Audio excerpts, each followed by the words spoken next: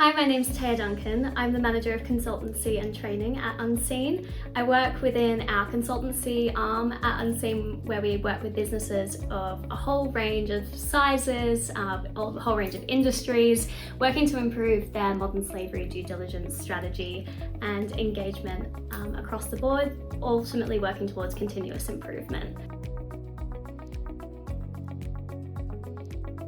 The Transparency in Supply Chain Statutory Guidance is a document that was released by the Home Office in March 2025, and the purpose of it is to provide guidance to businesses in reporting against Section 54 of the Modern Slavery Act.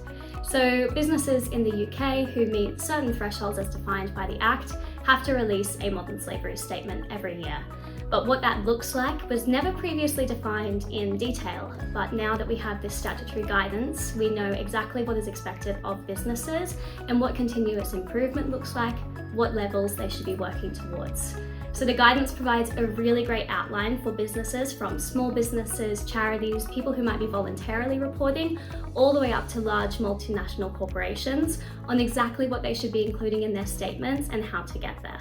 So what does the new statutory guidance, or as we like to call it, the TISC Guidance, mean for businesses?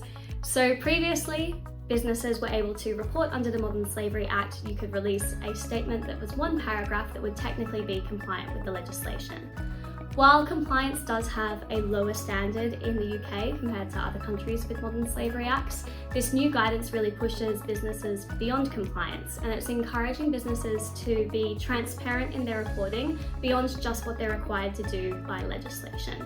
So the key thing that businesses need to take away from the Transparency in Supply Chains Guidance, or the TISC Guidance as we call it, is that there is more to do besides just comply with the Act. There is a whole path that you should be following in your modern slavery program, and it's really clearly defined for you, so it's a great place to start.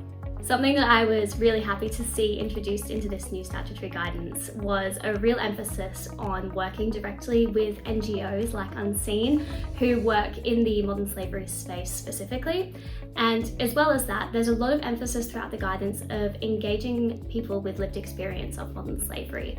It really highlights the importance of not just building your systems based on your understanding of what modern slavery is, but it's about understanding perspectives of people who have actually experienced it and integrating that into the start, middle, and end of how you address modern slavery within your operations and supply chains. Well, it's fantastic that the statutory guidance emphasises engaging people with lived experience. Something that is a bit of a gap is it doesn't actually tell businesses how to do this, how to do it safely, how to do it effectively, and how to make sure that the survivors they're engaging aren't potentially re-exploited for the purposes of your business. The guidance does emphasise engaging with NGOs who work directly with survivors like Unseen does, so reach out if you needed support on this part of the guidance and meeting your statutory obligations.